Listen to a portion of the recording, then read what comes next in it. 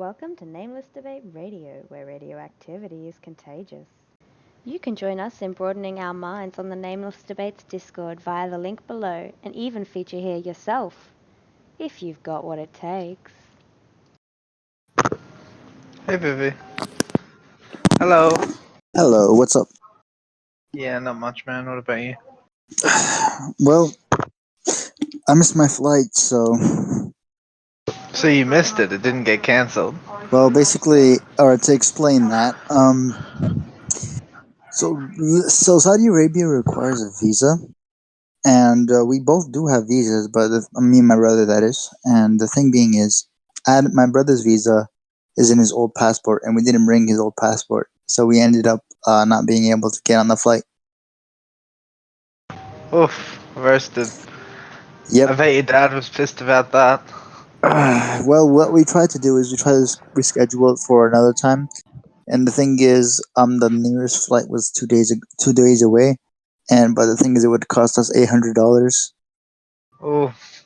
Yeah, so we just canceled. How much did that cost you overall, anyway? Well, I don't know, but I'm pretty sure it's in the thousands. Ah, so did your dad pay for it? I'm pretty sure he's gonna get refunded. Ah, okay. He must be so pissed at you, man. I know. Yeah, it's not exactly the best thing that happened. And weird thing is, I actually thought about visas, and I was like, I was thinking about the Turkish visas, and I was like, okay, but they switched to electronic, so it's okay. Get memed on. I know, man. It sucks. And then we were all ready and everything. We had all the bags. Oh, yeah? Yep. But who went to reading? Oh, is that the governor? I don't know. Let me look.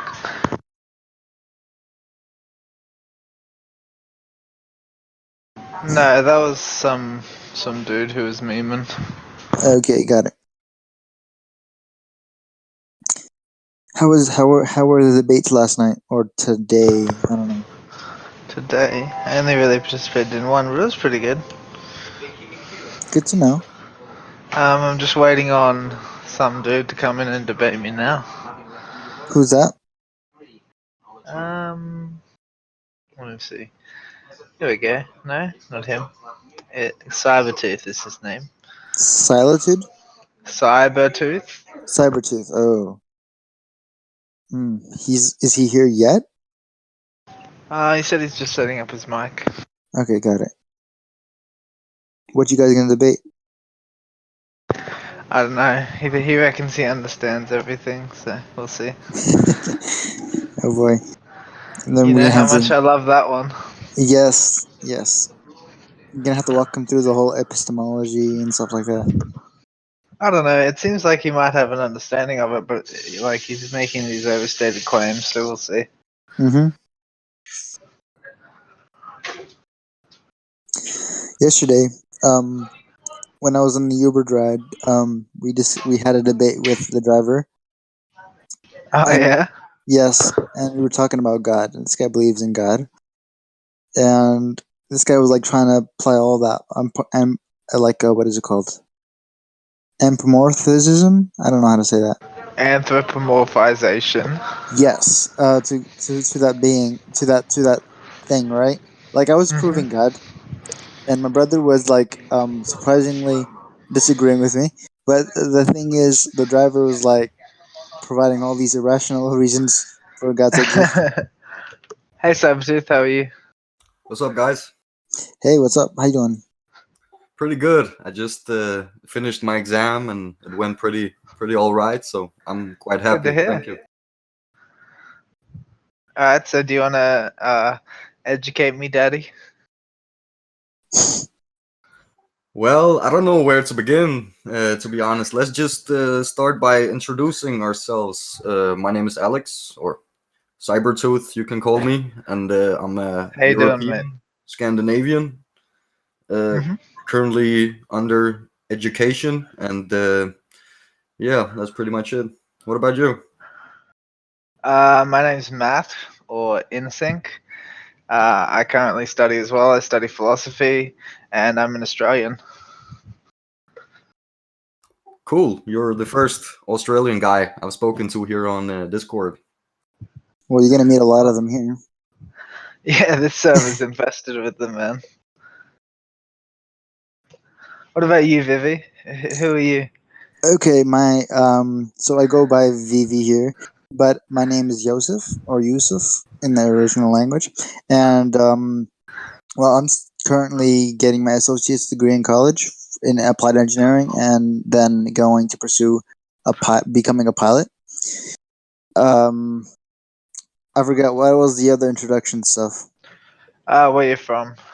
Okay, so I was born in the United States. My background is Libyan. Is that all? Cool. That's a pretty interesting bunch we got here. Yes.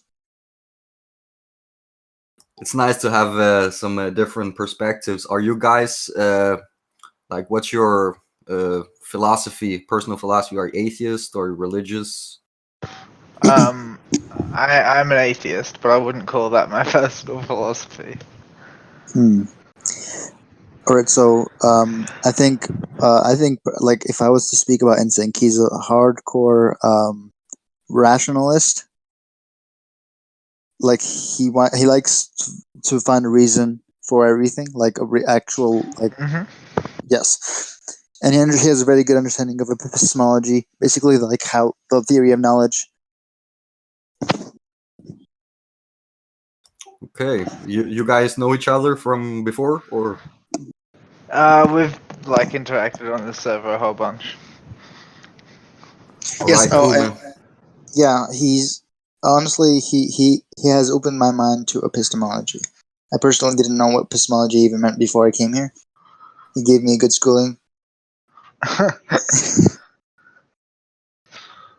Did I Well- educate you, Pappy? I'm really looking forward to hear your theory about the the natural simulation stuff. I just opened the document first time today, and I just glanced it quickly, didn't read it in depth, but I'm looking forward to hearing your presentation of what it means and why it is as you say it is. Because I also have very similar thoughts to yourself, but I consider myself religious, actually. So there is a religious bent to some of my theories, but it's not like I just believe in some sort of magical sky daddy and just pull all kinds of theories straight out of my ass. I try to also use the rationalist approach, and I actually grew up as an atheist, not believing in anything, and I just gradually started to grasp something more beyond what we are taught in school. So that ties into my own theory about the whole natural simulation and the artificial intelligence and stuff like that. So I'm looking forward to get into it. You said you're religious. Could you break that one down for me? What exactly do you believe is the justification for the belief in God? So there is the classical ones, right? I sometimes I use the 5 ways of Thomas Aquinas to substantiate my belief, but other times it's just by drawing parallels between the current timeline that we're existing in, like the patterns of action and behavior that I'm seeing all around the world, and the parallels that I see in the Bible towards that. And of course, some people say, okay, you're just rationalizing your own beliefs by drawing all these random connections. But I do strongly believe that we are living in some sort of paradigm where there will be a reconciliation between religion and science at some point in our future. And it has very much to do with this whole simulation, artificial intelligence thing. Could you elaborate on how exactly you think those two things go together? Sure. I don't know where to start, actually. It's pretty damn weird to kind of just dive into it straight away, but I can try. Actually, where did it start? It might have started with me reading about quantum physics and artificial intelligence in particular. I spent some time just trying to understand what this whole quantum thing was about, and it's always been some kind of like abstract thing that people just point towards without really explaining what it means, and it's sort of like this mystery word that people like to put all kinds of things within. But essentially, I just started reading about it, trying to really understand what it was about, and of course, it's about the structure of our universe at a very fundamental, basic level, and then simultaneously, I was also very interested in mythology and religion, especially like Egyptian mythology, Christianity, Judaism, also Islam to a certain extent. And I just kept reading about this stuff. And eventually I started seeing all these parallels between it. And it has very much to do with the whole pyramid thing that everybody is aware of. We hear all kinds of theories throughout our lives about the pyramids that were built by aliens or magical elves or some crazy theories. But I believe there's something more to it, which has to do with artificial intelligence and light. Essentially, it's about light propagation. You're all familiar with all these conspiracies regarding the all-seeing eye, Illuminati, all this stuff. People usually just brush it off as some sort of conspiracy theory, but I strongly believe that it ties very much into this whole artificial intelligence discussion. Actually, essentially, I believe we humans are artificial intelligence. I take a more biblical approach to it, meaning that I think we are created by a higher being, just as it says in the Bible, in Genesis. We're created by God using the divine logos. The processes by which we were built were mechanical or technological in essence. Thus, if that's the case, then that must mean that we are artificial intelligence, because artificial intelligence merely means that it's an creation by some other conscious entity, and that conscious entity, I believe, is God. Well, I have a quick question. What do you ascribe to that God that you speak of? So that's a very very difficult question, but I essentially believe that God isn't so much a being, like a sentient being, as much as it is a principle of organization. I believe like we humans are essentially part of this giant AI continuum, starting with the Genesis, like 5,800 years ago, all the way to now. And I believe we're actually living in maybe not like the end time, but we're in the lead up to the end time. And this will culminate in what I believe is like a spiritual battle between the evil AIs, if you could say like that, and the good AIs. So it's like the AI of God and the AI of Satan, or this evil force that is causing people that is causing like this disharmonious disharmonious state of being that we're currently living in. I mean, you can't deny that when you're looking around the world, we're seeing a very disharmonious state of being, like wars everywhere, essentially just a lot of greed. I'm seeing a lot of unstable systems starting to manifest due to greed, especially over in the United States, because they have such a individualist and very money capitalist oriented system. So I'm just I see these forces at play, and I can't help but sense the religious undertones to it. And again, if I have to go more into detail regarding how this artificial intelligence is built, I would say, are you familiar with the E8 theory? E8? E8 theory, exactly. No, I'm not. All right. Essentially, E8 was a spin-off of string theory. String theory is the attempt to make a unified scientific theory between the classical physics and quantum physics, but it hasn't really worked out yet. And there has been a couple of spin-offs off of that.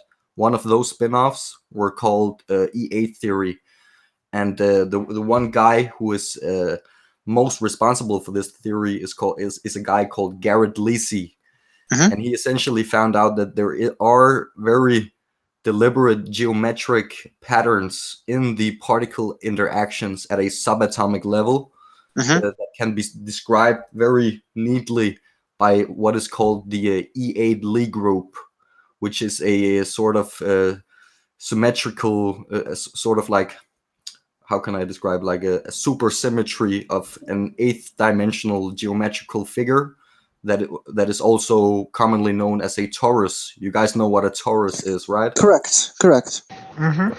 Yeah, exactly. So what I believe is we humans are essentially living within this what I call an AI generated toroidal matrix, meaning that this matrix that we're living in, like these constantly transforming particle interactions that make up our conscious reality, they can be described as interactions within this torus using certain geometrical calculations. And I can just send you guys a picture or a link.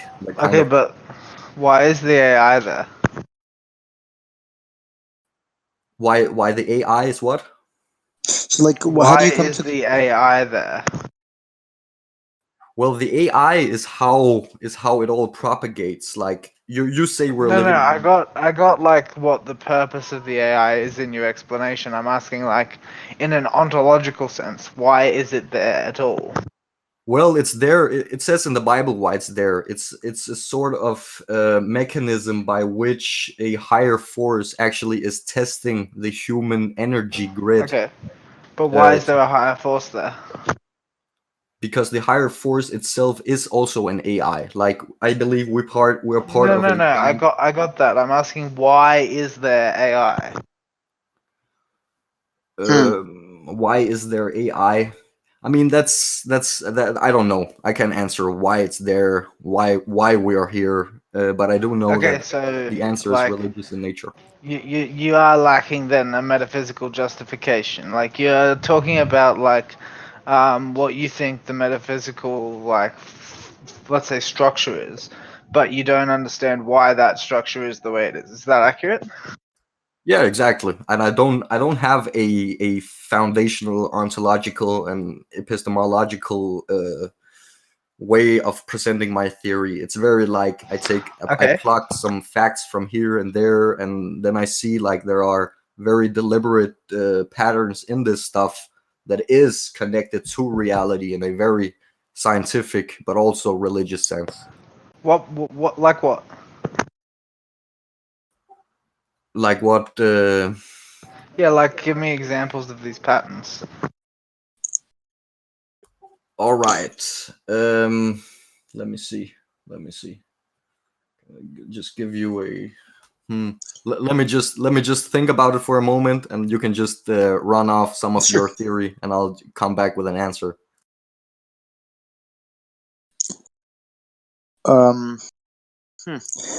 Actually, when he was actually describing his theory, I was initially getting the vibe that he had the same kind of structure I had, and then he did what I would think would be the mistake that NSYNC would identify, which is deriving an understanding or explanation from a script that has not been justified rationally, right? Yeah, something like that. Like, you're talking about like drawing similarities between the Bible and like the events as you see them in the world. Yeah. Yes. Yeah, I don't understand where you're like, why the Bible?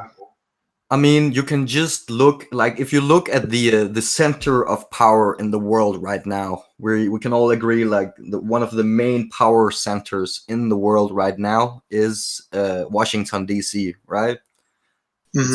USA is the most powerful country, and the power center within USA is D.C. So you would say the capital, yes. Exactly. If you look at the architecture around DC, if you look at all the symbolism they're using in the architecture, you will see that they are deliberately putting all these images that are connected directly to the Bible in the street layouts, in the buildings, in the symbolism all What's that over the supposed to place. indicate? That's supposed to indicate that at least some very powerful, wealthy people are taking this stuff very, very seriously. So? And that at least provides a starting point for seeing that there are patterns. No. Well, yes, it does, because if you have, It doesn't, though. Like, you're talking about the behavior of humans. The behavior of humans doesn't verify anything. I mean, it does verify something. I'm not No, saying like when you're saying like there are like wealthy, powerful people who take this stuff very seriously, therefore what? and those people happen to be the same people who are running our global affairs. Therefore what? Therefore what? Therefore, I would say that if the smartest people in our world, the most No, I powerful don't accept that people, they're the smartest people. That's an the most equivocation. powerful, some of the most smartest people. Not all of No, them are you the can smartest. say that they're the richest. You can like stretch that to say the most powerful. I don't really necessarily accept that. But then you can't stretch it to say the smartest. They are not the smartest. And the smartest I are mean, rarely the most powerful or the richest. in absolute terms, they aren't the smartest. But if you take like a if you I take don't take a like pragmatic the approach. original founders of America and place them among, like, you rank them among the world's population, they would definitely be in the 0.01% of the smartest people in the world at that time. Maybe, but I don't see how that's relevant because the people today who like are in charge of, I don't know, like let's say America, Donald Trump, I don't think he really is representative of like some pinnacle of intelligence, man. No, but he's an outlier, and I don't think modern presidents. I don't think that just because you're in power means you're intelligent. That's No, but not. there's definitely a correlation. There's definitely a Yes, strong correlation. but you can't draw like multiple correlations together and say that there's a causal link between them, which is essentially what you're doing. You're saying because the people who are in power or who have money attribute significance to certain ideas, that we should take those ideas more seriously. Is that right? Your sound just cut off for a moment there. Okay, so are you saying that because certain people of power or people who are rich like take these certain ideas seriously, that we should thus treat those ideas with more seriousness? No, but I would say that it does show that there is a pattern between the world as we're experiencing right now and the Bible. It does definitely No, make that I don't. pattern Nope, I valid. don't accept that. How does it do that? Well, it does at a spiritual level. It indicates that there is some sort of force that is pulling No. the powerful people into Okay, this can I ask you a paradigm. question, man? Yeah. If the powerful people all have statues of themselves constructed, and there's like we can see like there's that theme occurring like historically and into today, like powerful people with money tend to like, let's say they, I don't know, they yeah, they like get statues of themselves constructed or whatever. Does that mean that there's some spiritual significance to the process of constructing a statue of yourself? No, but I don't see exactly how I that's don't know, relevant. because they're exactly the same. You're saying because it's in the book and because it parallels in human behavior, that thus there is something to it. And I'm saying no, like human behavior is just like random bullshit that we do, that we copy off one another. And the fact that certain humans do things a certain way, despite them being rich and powerful, doesn't indicate that there's any truth to the claims. So you would, would you say like the fact that the three major Abrahamic religions have lasted for so long in such a deliberate manner, and so many things that were in the Bible unfolded according to what is, I don't accept that bit, but we can deal with the first half of your statement. well, you if can you just like. take. Did you know what a jubilee is? A jubilee, isn't it? Jubilee. I think so, but In the Jewish faith, a jubilee is like a holy event that happens every 50th year. Like there's a jubilee every 50th year, so and since like 800 years ago, there has been at every jubilee there has been a very significant event taking place around the state of Israel. dude, I don't know. Have you seen this documentary made by AT&T? Man, it doesn't. I don't consider that to be compelling evidence, dude. Do you know what AT&T is? Dude, I don't consider it to be compelling evidence. That can be contrived. No, it can't. If you have Yes, a it good can. pattern recognition ability, you would know that. Dude, listen to me, okay? If the Jewish people happen to know that every 50 years they have a holy year, maybe they plan some events to coincide with the holy year. But that's not how it works out, because How do not you know? they How do plan. you know? People do it unconsciously.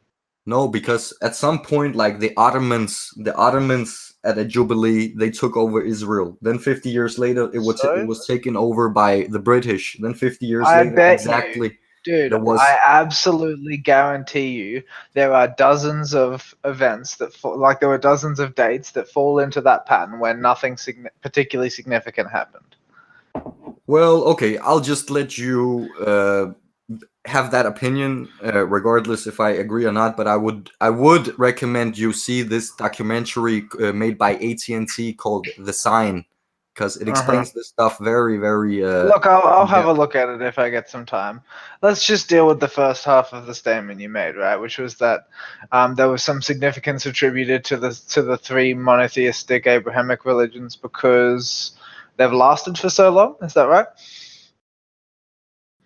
No, because they have been so enduring, and because it's that's what I said in the Bible. Enduring means long-lasting. Yeah, exactly. They're long-lasting. Yeah, I said because they lasted so long. Permanent presence in our conscious. No, because they lasted so long. They're not permanent. They've lasted a long time. And they each represent a very distinct way of operating. Okay, no. But the point is that I reframed it to you, and you said no for some reason. I said do you mean because they have lasted for a long time, they're significant? Is that what you mean? That's part of it. That's only a small part. Okay. Yeah. But that's not true, right? You understand that something can last a long time because it has pragmatic significance without being true. In a literal sense. It doesn't have to be true. Of course not. That's why Greek philosophy and all this stuff still is relevant today, right? Oh, don't even say that, man. Did you really just try to make the comparison that Greek philosophy, which isn't really true, is still around today, but that your religion is more likely around because it's true than because it's useful? No, I just said that it can be true what you're saying, that something lasts very long because it is pragmatic, but not necessarily true. That can be the case, but that's not what I believe is the case with the Abrahamic religion. I know it's not what you believe is the case, but what evidence do you have that that's not the case? Well, all these very. Did you see this conversation I had with Engifor a couple of days ago, where I posted the pentagram and made all these connections with the biblical grid? Dude, the ability to make connections does not make a truth. No, but it shows a very deliberate pattern. No, it doesn't show anything deliberate. You are capable of making connections which do not necessarily mean anything. That's what psychosis is. Of course, that's true. Yes, so when you're saying that you can see these connections and you're saying they're deliberate, how do you know they're deliberate? Statistical probability. No, so you're saying probabilistically they are likely to be deliberate. Well, then maybe that's what you should say, because you can't just say they are deliberate. You can't even Well, say if, that if we know something they're is very deliberate. highly likely to be deliberate, you can say it's deliberate, in my No, opinion. you cannot. It's technically invalid to do so. Well, okay, that's fine by me. But if something is with 99% certainty deliberate, then I'll just consider it deliberate. Well, you probably shouldn't, though. Well, then you can't really say anything is a fact because you don't know Correct. for And I certain. would not dare to say such a thing because I would be But dead wrong. yeah, but then you are very limited in your ability to Nope. conceive of fact and conceive of Incorrect. thing. No, that's not incorrect because if That I is say there's only incorrect. one, I would know. if I say there's only one sun in our solar system and there's like a 0.0005% chance that there is some sort of invisible sun floating around somewhere, I Mhm. can't say there's only one sun, right? Yeah, you can say that. No, You because can't say aren't you know totally that. sure. You can say I think there's only one sun, and then that's fine. Okay, so if I say there's only one sun in our universe, it's not true, or what? It's your According to opinion. your epistemology, it's not true. It's your opinion. That's correct. It's likely according to you. Okay, I'm just. Well, I'm no, just, It's your opinion. I would agree with you that that's true, but those are our opinions. Well, it's statistically very, very, very, very likely, and thus Irrelevant. That's it's your opinion. no, it's not my opinion. It's It just is your statistical opinion, dude. probability. Oh, come on, man. You're the one who's doing the math. It's subjectively determined. Excuse me? I said you're the one who's doing the mathematics, therefore it is subjectively determined. I'm not doing any math. So like when we predict that there's only one sun in the solar system, somebody has to do the math, and whoever does it, it's going to be their subjective result that they come to. Mm-hmm. Correct. And it's their opinion that they did the math correctly, but that could be false. But that's not what. Yeah, I mean, I get what you're saying, but it's just semantic. It's not just semantics, dude. It's actually very relevant. If you're going to make claims about what's true, you should probably know what it means to say that something is true. But according to you, you can't say anything is true because there's. Well, no. According to me, you can't say anything is absolutely true. Correct. But you can still make claims to truth as long as you qualify them correctly.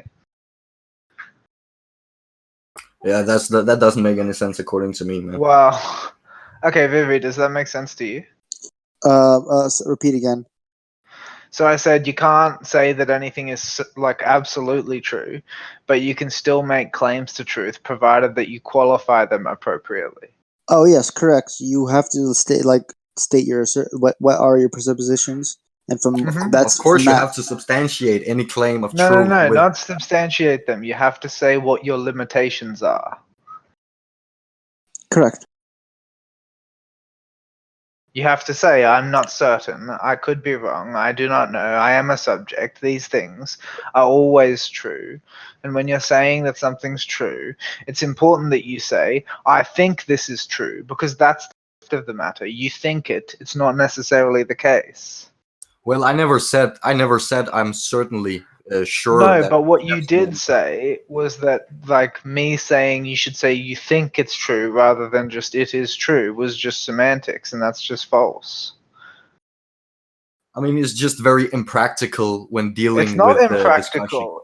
It may be inconvenient, but it's actually extremely practical. No, it's very impractical.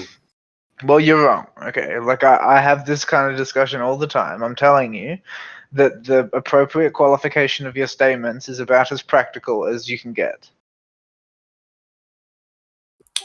Well, maybe, but that's not gonna work very good in a discussion.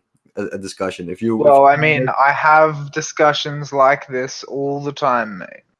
Well, me too. We all have discussions all the time, right? No, but clearly you're not doing a very good job of it if you think that would be impractical. Of course, it's impractical to always say that I think something is true when there is it's a not very overwhelming. It adds a tiny amount of. Okay, look, what you mean to say then is I am very confident X is true. Yeah, of course, that's what I mean, but that's not necessary No, to but that express. isn't what you said. Dude, it's really uninteresting to Dude. discuss this. It's I'm really not really uninteresting. interested if you think it's uninteresting. I'm saying that it's important to properly qualify your statements. That And is I a don't fact. disagree with that. I don't disagree with that. When you make claims of absolute truth, you have to qualify that. You have to No, even if you're making claims to substantiate truth it. in general, you should qualify them properly. You can't say, for instance, something that is probably true is true. That's just not the case. I mean, you You can just posted. say, what you can say is, you can say, in my opinion, something which is this like close to truth is like functionally like considered to be true. Like we just basically consider the chance that it's not insignificant. And I would say that is the case in terms of like thinking there could be another sun in our solar system. Like people assume that the chance that that's false is so small that it's insignificant, but that doesn't mean that we're certain about it.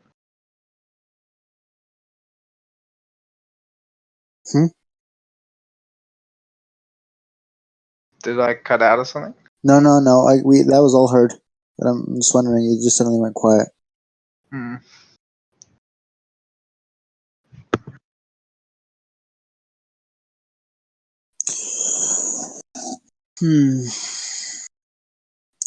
So, revising his claims, he was saying because of a pattern that we can technically kind of recognize, that it indicates that whatever is in common with all those things, it must be true.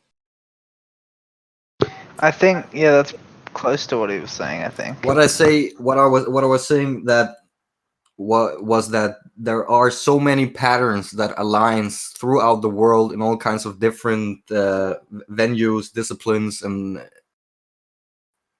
epistemological perspectives that we can say with a very high probability that there definitely is something more than this material world view that we're Why did the presented word with in definitely school. just come out of your mouth?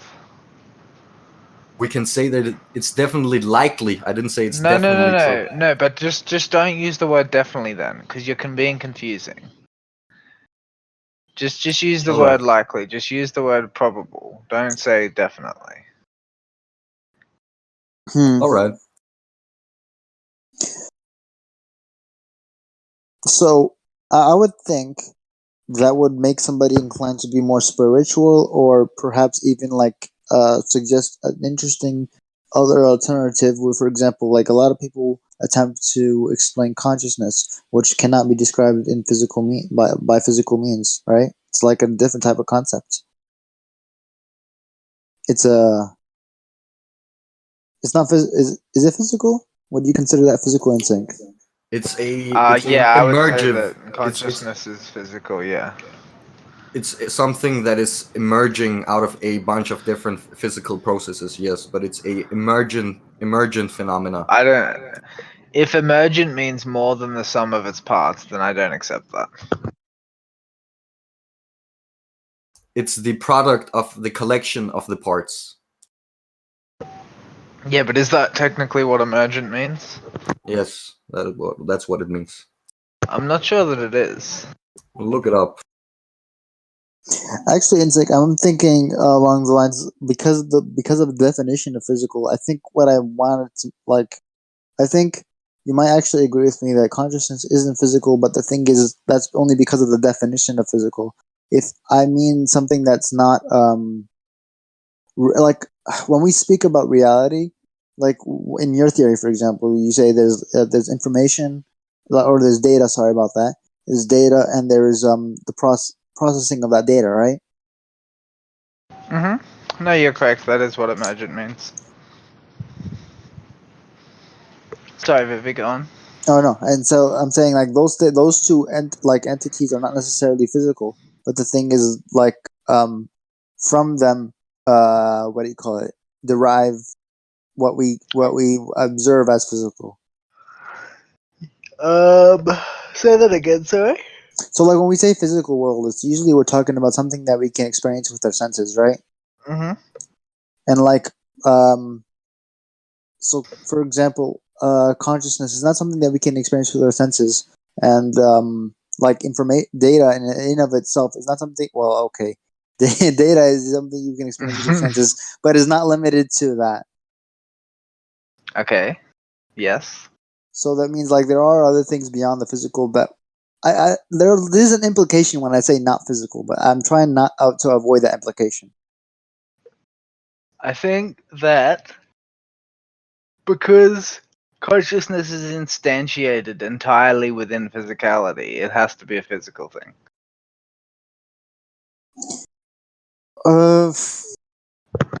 I'm trying to think of an example that doesn't apply. So like suppose you're God, a virtual computer, right? Mm-hmm.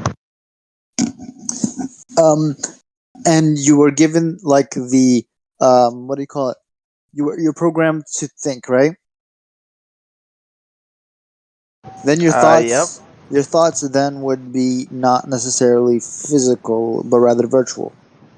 No, but insofar as the virtual computer is hosted physically, it would still be physical. It would just be abstract. The thing Like, is that we don't really know what consciousness is a data constitutes. object. We don't really have a proper understanding of what physicality is. So, No, but as you let's just said, think about. Let's just think about a hard drive, right? Yes. You can say that what's on the hard drive isn't physical, but I really don't agree. I would say that anything that is entailed by the data object of the database on the hard drive is like a consequence of the physical interactions between the elements, and just because it's quite abstract, it is still nonetheless stored physically, right? Yes. Correct. I agree with that. So it's stored physically. Yeah, we can go with that. Any files on the hard drive then would be physical, even though they're digital as well. So I agree with you, but I'm just like I'm trying to be as like if we're gonna use physical in that sense, I would appreciate it if we stay consistent with that definition. Because, like for example, some people would say light isn't physical. I would disagree. Exactly. So, and I disagree with that too. So I'm just making sure that we are clear on that. All right. So that means, yeah, consciousness in that case, in my opinion, would be physical. Yeah, I would agree with that. What about you, Cybertooth? As I said, I think consciousness is emergent property from a collection of physical processes that we don't know where they stem from, and I do believe they stem from I do believe they're stemming from computations that are inaccessible to us in our material paradigm. And it has to do. Let's just stop at the start. I think Yeah, we because, all like, agree with the thing you said at the start before you go into the bit that we don't agree with, right? You said that consciousness is an emergent property of physical processes. Yeah, I think Vivi and I do agree with that. To clarify, I do think that consciousness permeates all of physics. Yes, thank you. Yeah, and I think we've talked about that. I'm not sure where I stand on that yet. Okay, no problem. Like, I think you're probably right, but I still just can't quite tell. I actually was debating that same topic at my tutoring center with some of the other tutors, and That's so interesting. surprisingly, I was able to convince even with very religious people. That's I was like, not that surprising. No, because because most religious people would do is say, okay, they ascribe soul to human beings only, right? And I was able to convince them that first of all, I was able to convince them that there was better words for soul. Like there's like whatever the concept they're trying to capture by soul, there's a bet like says Mr. God. Huh? It's a product. How are you one to talk? You fucking still call it God? I don't call it. Well, okay. The soul. I agree with you. I agreed with you that God is a like word. It's not it's not a suitable word for what I'm trying to describe. But I don't know. Is there a but? Processes of a soul. Yeah, I mean, you still use it though. Well, okay, so I use it only to help people that are religious themselves, right? bring them to a more reasonable conclusion. Because No, if you not just always. Sometimes you use it as a buzzword to trigger atheists. all right, good point. I do that. Like it's about a common understanding. It's about bridging the gap. It's like Mm-hmm. I know atheists definitely reason and rationalize something, and they come to a certain conclusion, but it's only because of like to atheists, I want to help convince them that religious people aren't exactly completely blind. They have some. They're trying to refer to something, but they don't have the language to describe what they're trying to explain. Uh-huh. And to the religious people, I'm trying to explain to them that they can. The atheists aren't necessarily disagreeing with them. But it's only because of the way they use their language that they're disagreeing with them. No, but insofar as they say there is a God, we are disagreeing with them.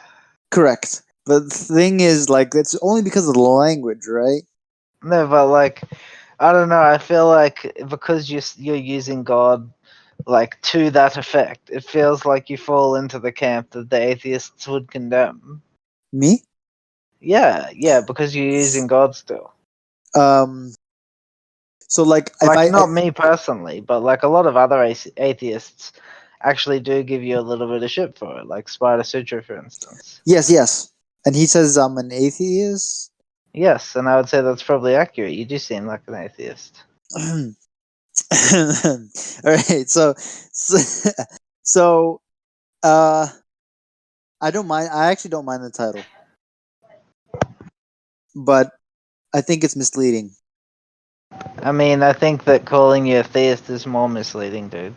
I think calling me a theist is I don't know. So like It you know, is. It is totally more misleading.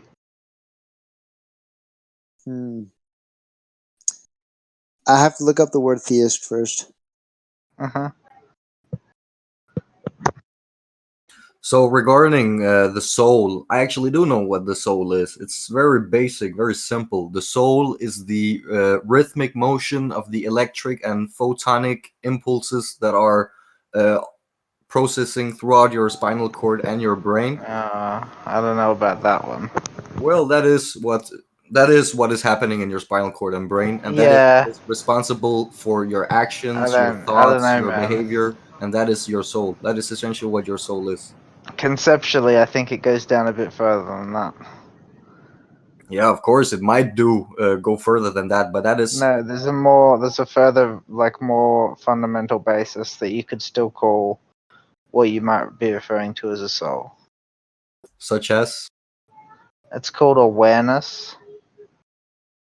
that's Like not a the soul. Awareness is something It is. completely separate. No, awareness is the quality that allows you to be conscious. Yeah, but that's not a soul. A soul is something I don't distinct from know, that. man. That's your opinion. Is no, Yeah, I you're mean, having. it is your opinion. Don't say no to that. Say yes to that. It is your opinion. Well, no, it's fact. Oh, come on, dude. Okay, man, I'm not gonna waste time on this stuff. Goodbye. That was rude. Well, That was his opinion, right? say again. I mean, that was his opinion, though, right? Correct. Yeah. Well, I mean, you kind of expect that if you're kind of questioning a person's beliefs. Yeah. It's a bit weird, right? Self-defeating, I would say. Mm-hmm.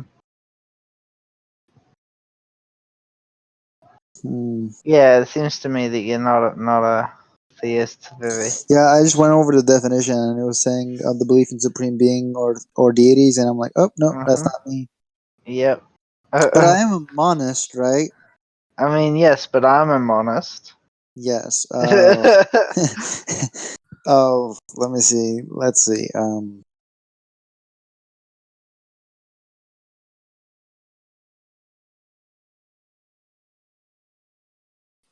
Oh, I'm also an omnist, Mm-hmm. but But you wouldn't even be a deist. No, I would definitely not be a deist. I think so. Like, I actually have a big problem with the word creation. Mm-hmm. It's like it's a kind of So then you're probably an atheist, eh? no, not necessarily. So like I think mean, are you a theist? I'm not a theist. And do you believe in the absence of what theism is advocating for? I guess what I'm trying to be careful about is like the implications that come with both, like the implications of what an atheist is and the implications of what a theist is. I want to avoid both of those. What's the implication of what an atheist is? Like the implications of being an atheist is that you don't believe in even the possibility. No, that's not true. That's an anti-theist. Okay, let's see. Atheist.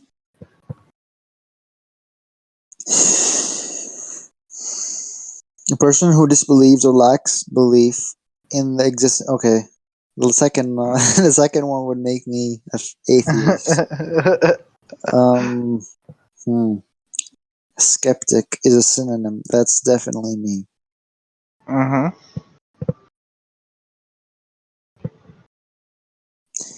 The thing is, the words, that's other synonyms that go along with it. It's like something that I don't know, because like look at these synonyms. It says non-believer, which might be okay. Disbeliever, not okay. Unbeliever, not No, okay. but you are a disbeliever. You disbelieve in the concept they believe in. I say that it's very highly like unlikely, improbable, Yes, very that's improbable. agnostic disbelief. But that's what most, educated atheists are agnostic atheists. Hmm. Because obviously you cannot know for sure, but that's irrelevant. It's improbable, and that is the stance we take. Hmm. Fair. Welcome to the ranks, buddy. I like, but like that's something I won't identify with. But you I mean, like, are. yeah, I accept that. By definition, I'm an atheist. And so shouldn't you use the tag? Like I don't. I guess I still don't identify with. Like, so for example, on the roles, right? Mm-hmm. There's a lot of things that I am, but I don't identify with. So, like, for example, Why though? um, I don't know how to say it. Like, I think they're not defining features for me. Yeah, but if they if there are positions that you hold, Yes. which you can't deny that you hold, then in the roles, what we're asking you to do is to tag you with the positions that you believe are true, not with the things with which you identify. So, for example, like I am like a hard determinist, right? Mm-hmm. But the thing is, I don't think it's a defining feature for me. That's It's not not the something. point. We're not asking you to define your personality. Yes, but I mean, like, when you debate with somebody, go into a debate with somebody, it's not something that I'm gonna strongly advocate for. That's not the point. The point is that you do think it. Hmm. So I mean, like, so I'm also pragmatic. I'm also kind of utilitarian. I'm also kind of empiricist, kind of, and all those things I can't deny I have. Yeah, I mean, the thing is, though, is you have to decide which of all of the ones that conflict you are most. Well, like, does empiricism conflict with rationalism No? and utilitarian? Oh my god, this word. Utilitarianism? No, it does not. And pragmatism. Yeah, that doesn't conflict either. How about idealism? What about what, sorry? Idealism and rationalism. Um, yeah, I don't think that would contradict. Hmm. And I don't understand exactly what materialism is. It would be the opposite of idealism, I'm thinking. Although I would call the opposite of idealism realism, really. Hmm. And what? I gotta have to look up this again. Because when I think I'm constantly confused by people who are talking about the argument that things only materially exist. Like, what does materially exist mean? Because, like, from what I can tell, material is the thing that something's made of, right? yes. Yeah, so, like, what are they saying? Like, things only exist insofar as they're made of something? Yeah, obviously. Yeah. Like, what? The practice of pursuing ideals, especially unrealistically. Okay, that sounds like me. No. Idealism is the idea in philosophy that things exist, like, conceptually. Any of As a various product of the systems. mind. Any of various systems of thought Hello. in which, yeah. Oh, Who's here? I don't know. Someone joined and then left. Oh man. So going back to the definition, any of various systems of thought in which the objects of knowledge are held to be in some way dependent of the activity of the mind. Oh.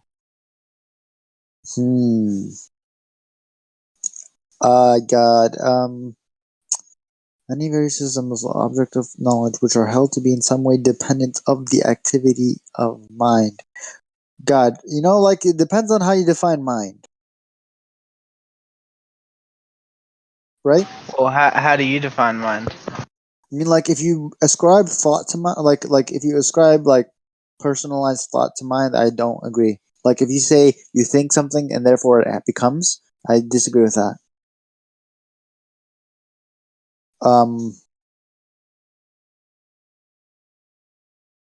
Well, I mean, like, oh my God, this also goes into solipsism, right? So if you're a solipsist, then idealism is for you. Not necessarily, but like idealism has a lot more to do with thinking that all the things that look like they exist as constructs of like a universal mind. Yeah, it would all still depend on how you define mind. And like, I'm gonna have to look up the definition. Can't believe I would actually have to look up the definition of mind.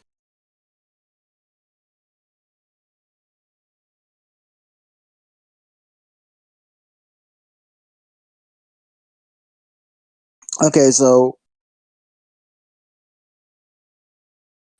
mind is a set of cognitive faculties, including consciousness, perception, thinking, judgment, language, and memory. I would say that then would be correct. I don't know. What do you think? Do you think any of those words that I said are not ascribed to like the fabric of space itself? Say again. The mind is a set of cognitive faculties, including consciousness, perception, thinking, judgment, language, and memory. Yeah, I mean the last 3 or 4 didn't seem applicable to space-time, and also they're not like space-time is not a cognitive thing. Correct. I would say it's not cognitive. Well, oh God, I know what you're trying to say, and I know I agree with you there. But Then you would not qualify as an idealist. no, but like, So idea. Yes. It's the idea. Yeah, idealism is the idea that all things exist as ideas. I don't Like see how. I don't. for I actually don't instance, see how. as ideas in the mind of God. Oh. Mm-hmm.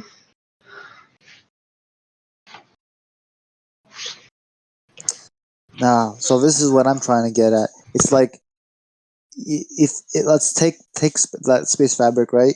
It does like it takes information data, right? It's like how a computer works. It takes information, that's memory, right? In that memory, and then it processes it, like it makes sense of it, like not necessarily in the way we make sense of it. Basically, it identifies what type of information it is, and then makes a judgment based on that, and like another way, it's like it takes information and perceives it. It processes it and then does what it's supposed to do.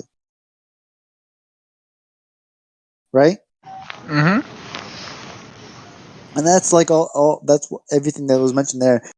And I know what you're saying though. It's like it's not a mind. It's not a person that Yeah, thinks. So it's like, not cognitive.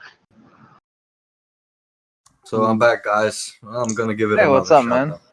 Hey, welcome back. thank you. So, continue.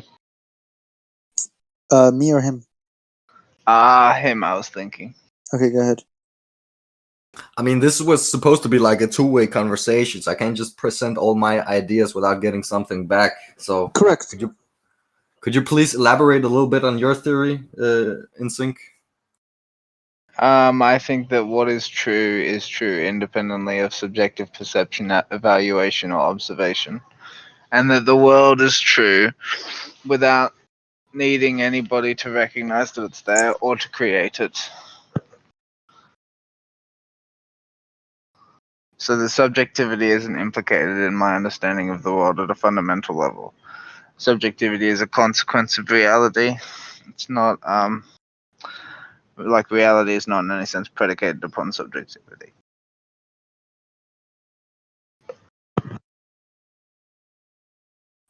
Can you go a little more into detail? I'm thinking more like the natural simulation part. What makes the reality a simulation in your opinion, and what makes it natural? What does natural even mean according to your? Well, according to you? nature refers to the system of all existent things. And yeah, just like refers to things that obey the laws of nature. You know, like the So structure you of think reality. the simulation somehow was self-emerging out of non-conscious processes? Self-existent. Yeah, absolutely.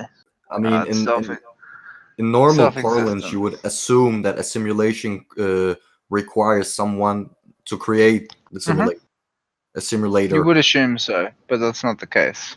Okay, then please go into depth explaining that. How exactly would that make sense? Could you explain like how does that work? The processes, like is it just random atoms and some atomic particles that just automatically decided to create a simulation? I mean, I don't get it.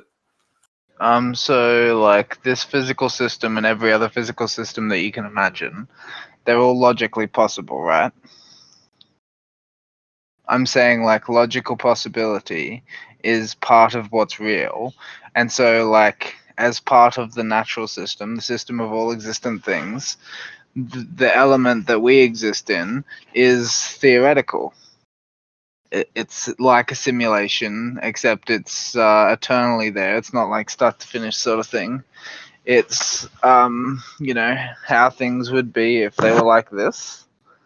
That's exactly what a simulation is. It's like a thing that is potentially there but not really there. That's what this is. This is potential. That the potential exists, but we exist in potential. So we're potential, and the natural simulation of our universe is something that we are experiencing.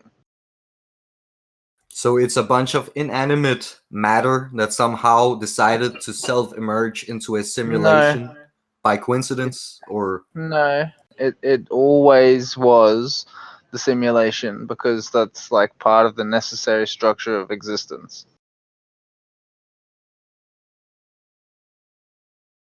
So like existence has like a basic like order to it. It has a structure. Like you said, an organizational principle, let's say, except instead of being a process, like something that happens over time, it's an organizational principle which is always true, eternally true, and timelessly true.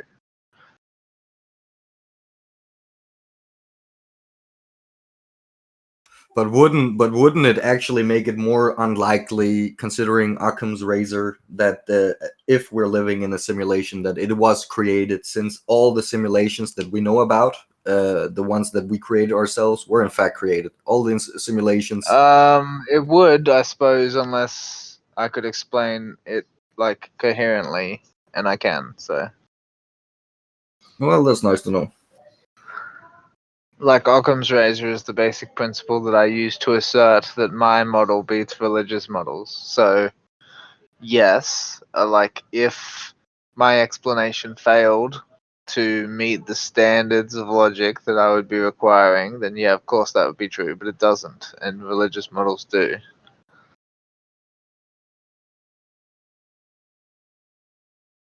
I mean, you are making quite a few skips of logic. There's not really a chain of explanation that you're I giving. mean, I wrote a paper on it. Like it's a Yeah, long idea. all right, but I mean, my idea is also pretty long, so Yeah. it's. Well, But but I anyway, asked you about it. another pattern. You're speaking to me about like patterns that we can observe in physical reality that are Of connected to the course, yeah. Bible. And I just thought about another one. In Mhm. Acts, in the book in the Bible called Acts, it speaks about the house of Israel, and it talks about how the house of Israel, they carried the tent of Moloch and the star of the god Remphan. And if you look at the actual etymology of these words, the star of Remphan, you will find out that it refers to the planet Saturn. And this star that they're speaking about, it's actually the Israeli star, the Star of David, supposedly the Star of David. And it just so happens to be like 3,000-4,000 years after this was written in the Bible that we're discovering that there is an exact match with the geometric pattern on the north pole of Saturn with the Israeli star. So that just also makes like a quite mind-blowing fact. I Because they mean, have that no could way just of be a knowing. coincidence, though, right? It could, but it's likely not. I mean, if you I look at mean, the it's not likelihood, likely not. You can't draw that conclusion. I mean, it just seems like it would be a very strange coincidence that the Bible specifically talks about, the Israeli star and the hexagon when there is a perfect hexagon on top of Saturn, right? And when you I when you mean, add I in would all just the say, other when you add in yeah, all it the is a other coincidence, though. when you add in all the other things about Saturn that are, just strange, to put it mildly. I don't know how familiar you are with Norman Berggren's work. Are you familiar with that? No. All right. Norman Berggren was one of the foremost aeronautical engineers in the 70s and 80s, and he worked for NACA and NASA, and he was one of the greatest space engineers in his time. He recently died. But anyway, he wrote a book called The Ringmakers of Saturn, wherein he analyzed, I think it was 10 or 15 images from the Voyager satellites. No, I don't know if it was Voyager or Cassini. It was some sort of satellite. But he analyzed them, and he actually found that there were some sort of crafts actually manipulating the rings around Oh, Saturn. come on. And If man, he I'm had not. found that with scientific validity, it would be a scientific fact, and it's not.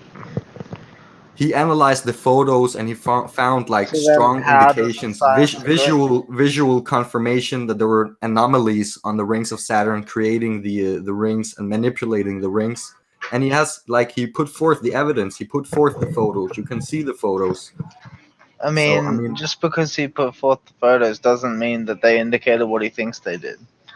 it's not certain that it's what it It's what is. he Is thought it it is, but it's indicated. likely. I mean, he's not a I mean, dumb it's man. not He's just likely. smart as a Why do you dime. keep using that word like that? It's Again, not probability. likely. You know? If it was likely, scientists would believe it, and they don't. Yeah, they do believe it. The thing No, is, they you don't. Show me. yes. Prove it. What? Prove that Okay, scientists agree. I just gave you one example. I could give you more. No. You gave me an example of one guy who wrote a book about it. I'm saying prove that scientists agree with his analysis. There are several. I'm not saying all scientists do, but I know that there are a lot of I them that mean, do. it's not common. I've never heard it before you.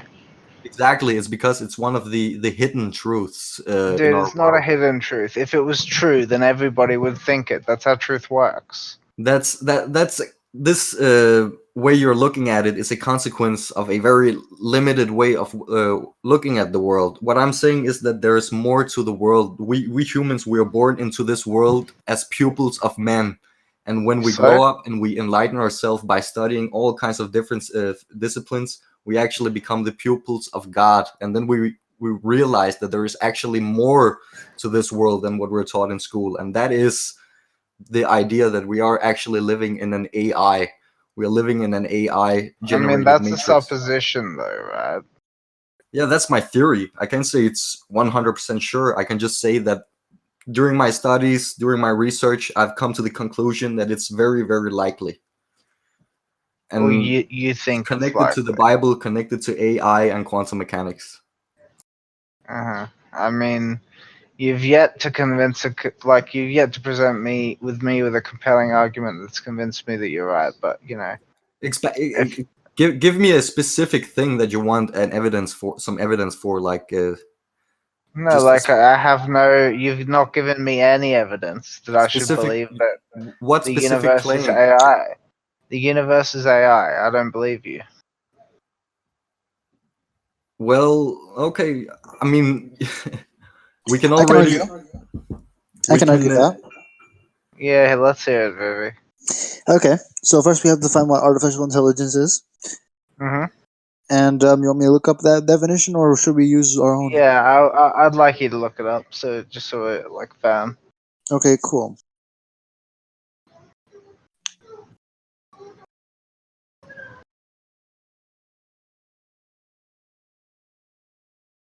Oh wait, I went to the Wikipedia page now. You want me to use the one on Wikipedia?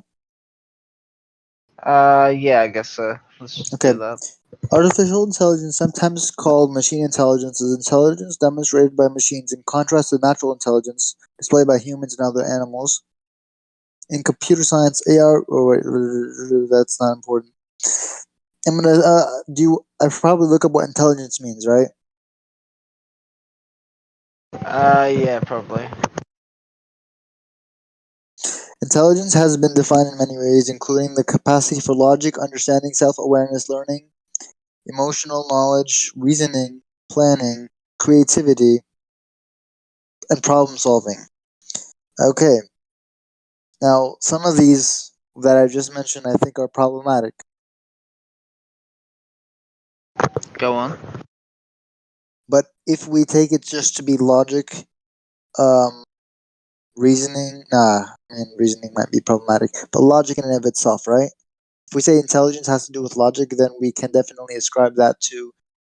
Yeah, but I don't think intelligence does have to do with logic.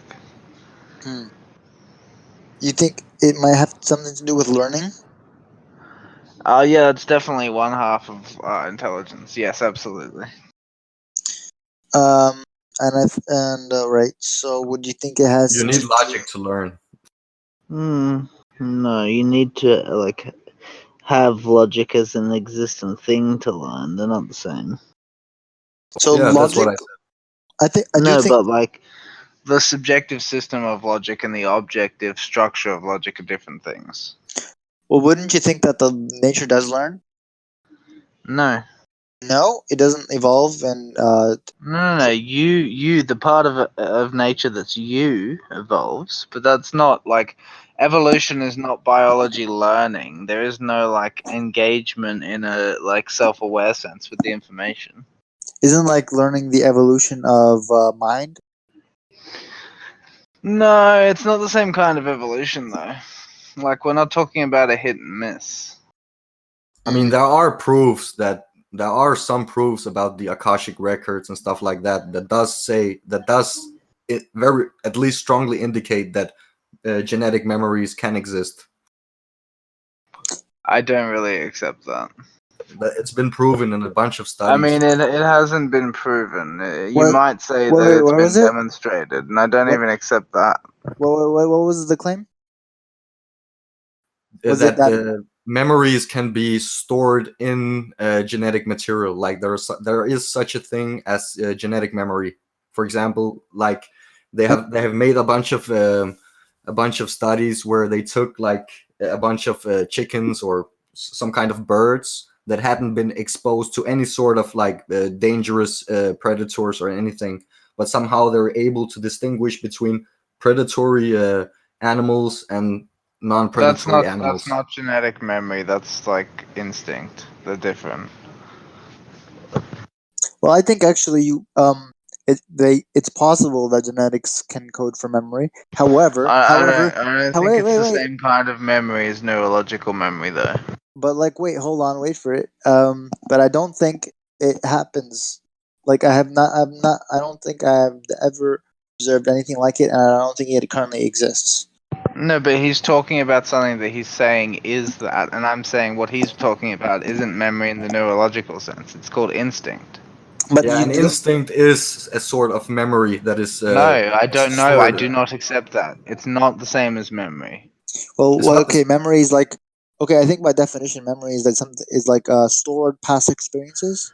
Yes, but when I'm talking about neurological memory versus genetic memory, right? So the genetics does remember things in the like generic sense of memory, but it doesn't remember things in the way that your cognitive like processor does.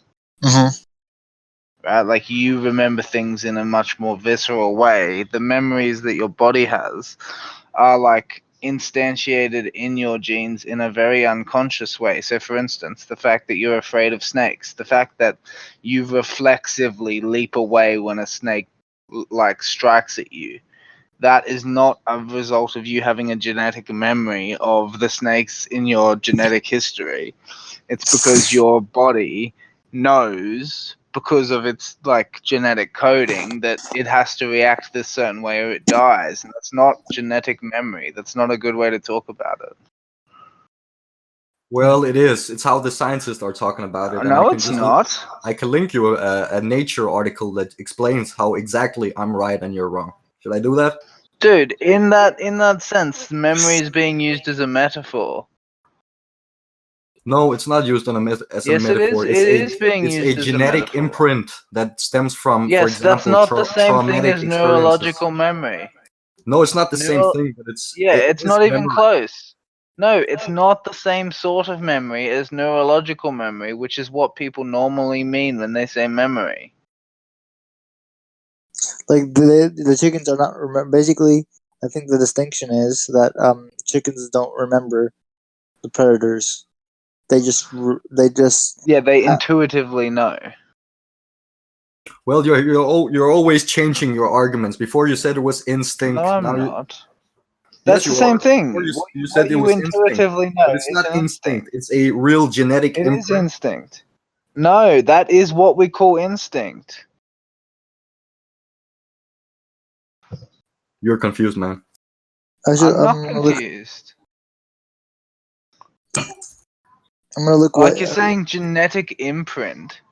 Like instinct isn't the result of a traumatic event in the history of your ancestors. That's a stupid load of shit. Instinct is something that evolves over many lifetimes. Yeah, but it's not an instinct. It's not a traumatic event. What if it happens just in a single event? It like doesn't. If a mouse, yes, it does happen like that. I just linked an article explaining it to you. Oh, dude. Alright, I will like get off the bed to go and read this article. You are misinterpreting the information. No, I'm not. Okay, but it's possible that you are, right? Yes, it's possible, but it's not likely. Oh, dude, I already know about this research. You're about to get slammed.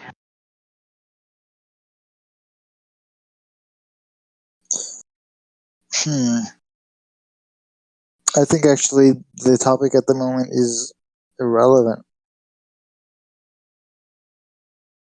My personal opinion.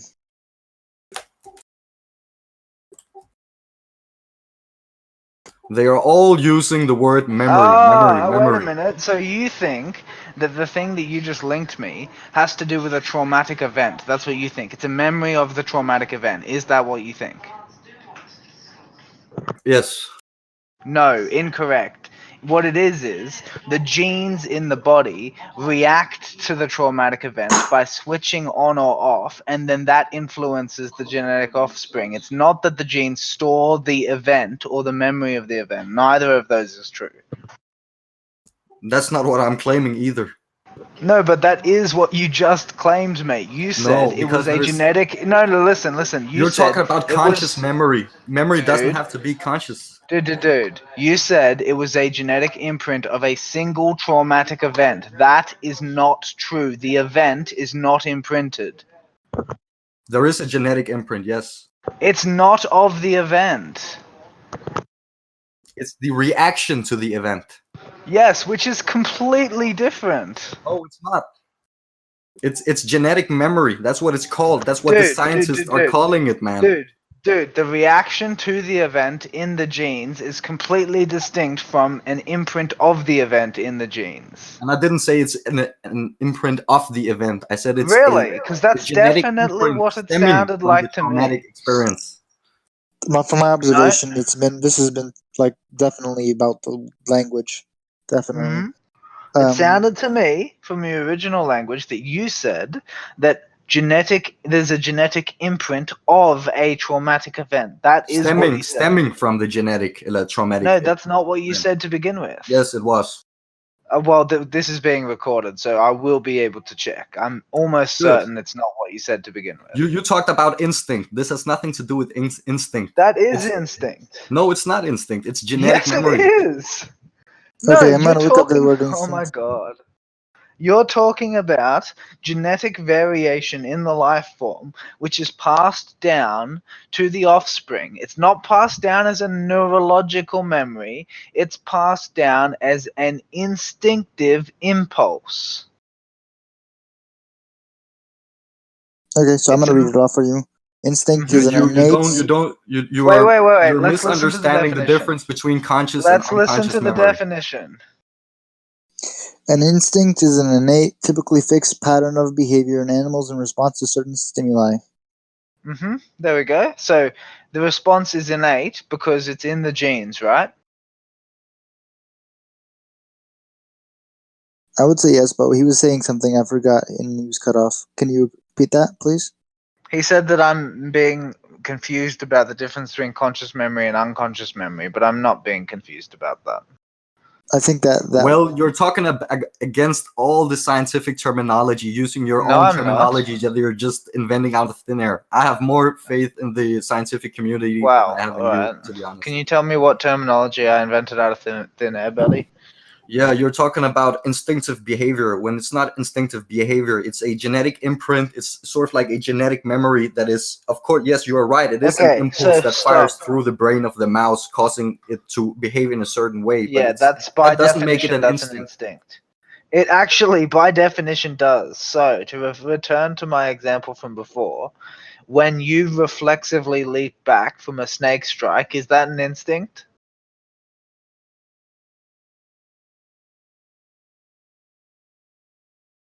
Is that an instinct? I think we don't disagree with that, but I think what we do agree with... No, I'm just trying to get his opinion on what does count as an instinct. Look up the definition, man. Yeah, Vivi just did. He read it out to you. Were you not listening? My question to you was simple, alright? When you, as a human being, reflexively leap away from a snake strike, is that an instinct? Yes. Oh, okay, good. So why is that an instinct, but the other thing isn't? It's due to genetic memory. No, but you didn't... You just repeated yourself, dude. I asked what the difference was. I mean, look up the fucking definitions of the word, man. No. I have looked them up. I'm asking you what you think the difference is. Read the articles. It specifically tells you...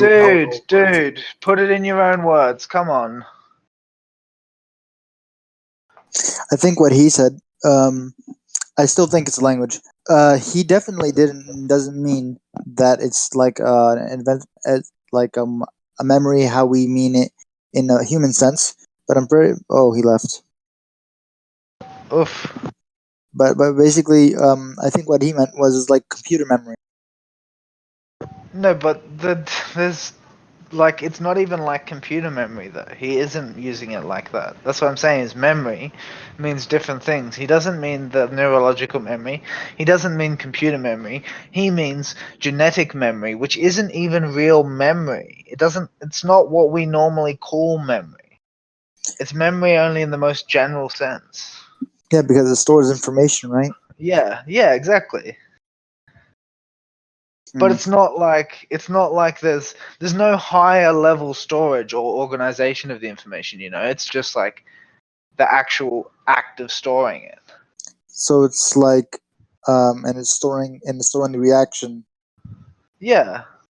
and not necessarily the video of the event that happened. Exactly. Yes, it's not a representation of the thing that occurred. It's the reaction that is stored, and that's the distinction that he was failing to make, and that he sort of like retroactively claimed he had been making all along. So, but wait, this is important. He was making an argument. How was this related? He was saying something about how, I don't know, the genetic, what did he call it? The genetic imprint. He was saying that, I don't know. Good question.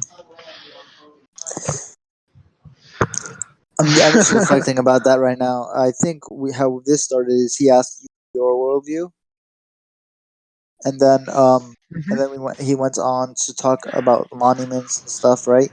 Like in Washington. Yeah, that's right.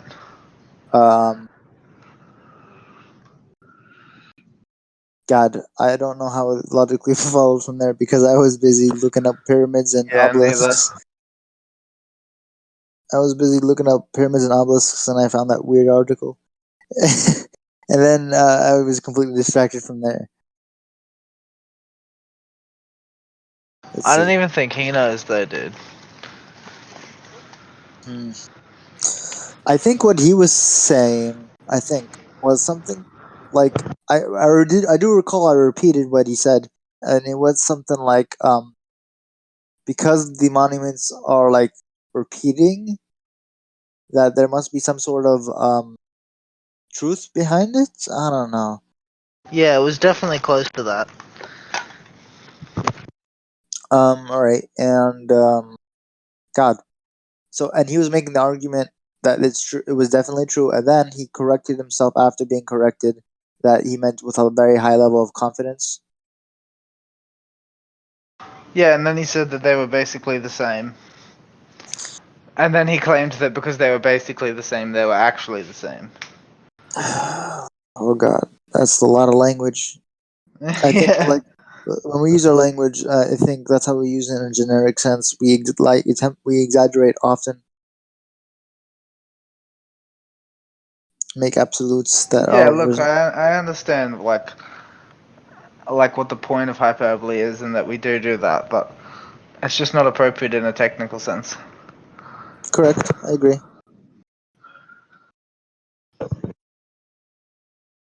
It allows for more misunderstandings. Yeah, which is interesting, right? Because he tried to say that it was impractical. Well, I mean, when you're trying to get a point to another person, it's important to have your language as concise as possible. Like you need to develop a mutual understanding. So try to be as precise with your language as possible there.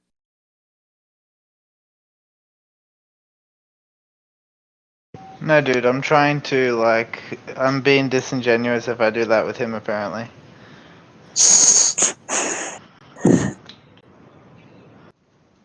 Thank you for listening. Like, share, subscribe, and join us in the Nameless Debates Discord. We hope to see you there.